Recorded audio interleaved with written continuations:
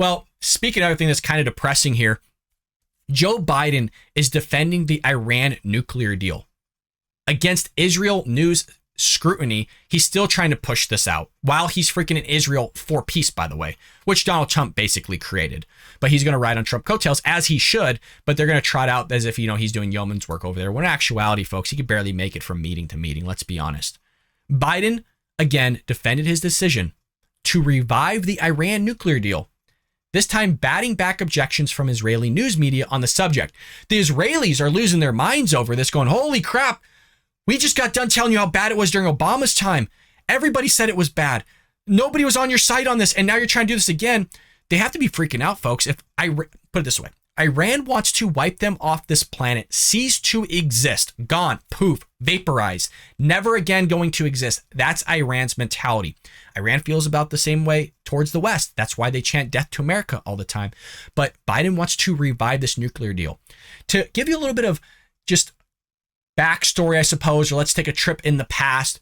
Remember when Barack Obama gave them basically $150 billion in assets?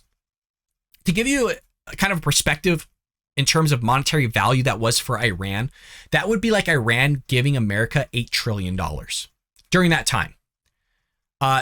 They also allowed a 24-day grace period, at least 24-day grace period, to go and inspect any facilities that they thought was basically building a nuke. Furthermore, those that were to inspect it was going to be Iran's own people.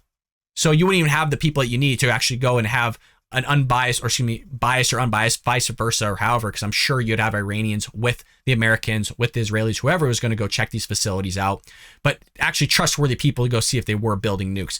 It just keeps going on and on with that whole thing. It's a terrible deal. And I've always said, Thomas Sowell never talks crap on anybody. He literally calls Barack Obama the worst president in U.S. history because of that deal. And Biden wants to put it back in place.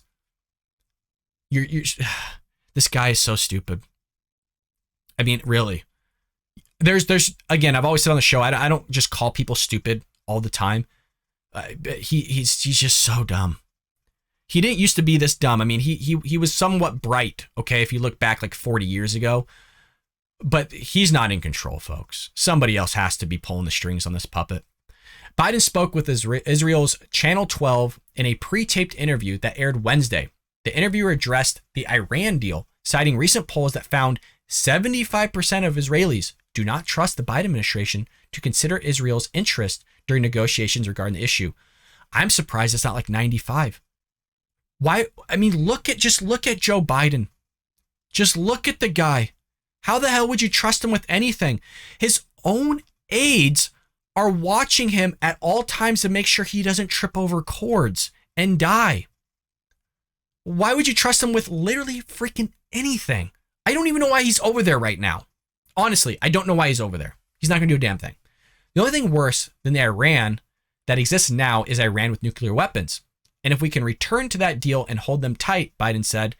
He again blamed President Donald Trump for pulling out of the deal and providing Iran an opportunity to increase its nuclear proliferation rapidly.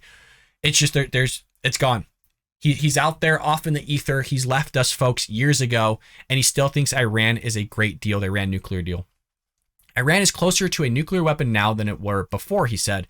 It doesn't have anything to do with whether or not the Quds force is going to stop or going to continue to be engaged in activities. We can act against them and still have a deal where they curtail their nuclear program, so I still think it makes sense. It makes sense to you, man, but nobody else. And again, it goes back. The Biden administration doesn't give two on what the American people think or what our allies think. He just cares what he thinks. He's not going to put America first. He's not going to put our allies second or anybody else, right? He puts himself first, and then he puts and picks and chooses what he wants to put second. And a lot of times it's never America.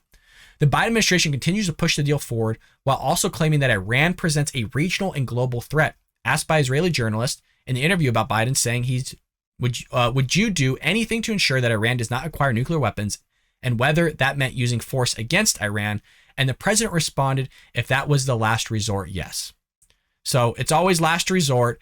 And you know, it's funny how everybody's butt puckered up when Trump was in office because everybody knew that guy wasn't screwing around. But you got this guy that can't stand on a stationary bike that tries to run across the White House lawn, gets lost, and has to be herded like a sheep or like a piece of cattle by the Secret Service just to get to his own office.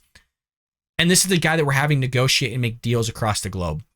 This is also the same guy that sent 1 million barrels to a Chinese firm that his own son had stake in. Just somehow from our own petroleum reserve that is supposed to be for disastrous events like hurricanes and such in America, he's given to China and other countries. This is the guy that you want negotiating on your behalf. If you just had to pick, right? Even if you weren't a Republican or Democrat, just say for yourself, like you're an independent or whatever. If you had Donald Trump here, a business billionaire, or you had Joe Biden, who's been suckling at the teat of the government for his entire life, that can't remember his name, his own wife's name, his general names, gets lost, fumbles through his words, fights with his teleprompter, has to be told on a card to sit down, take your seat for you to basically breathe every breath. We're going to walk you through it, Joe. Who would you want to negotiate for you?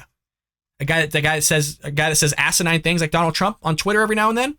A New Yorker that we all knew was like that? Or Joe Biden? I think it's freaking self-evident who we'd want. But it's amazing because 92% of Democrats would still vote for this guy if he were to run against Donald Trump.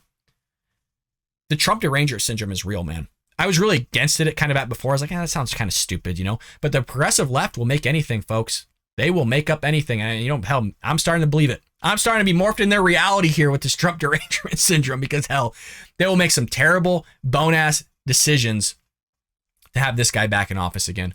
Well, there you go, folks. I hope you enjoyed the Bald Brad show today. A little bit short. It is Friday. I hope you all had a lovely weekend. Be on the lookout for Supernatural Saturdays here on the Bald Brad show, where we step aside from the politics and the news of the day and react to ghost videos. We talk about aliens, Bigfoot, all that great stuff. So be on the lookout for that episode tomorrow, and look forward to seeing all of you back Sunday here on the Bald Brad show. I hope you enjoyed that clip from the Bald Brad show. If you did, make sure to hit that subscribe button so you can stay up to date on all our future content.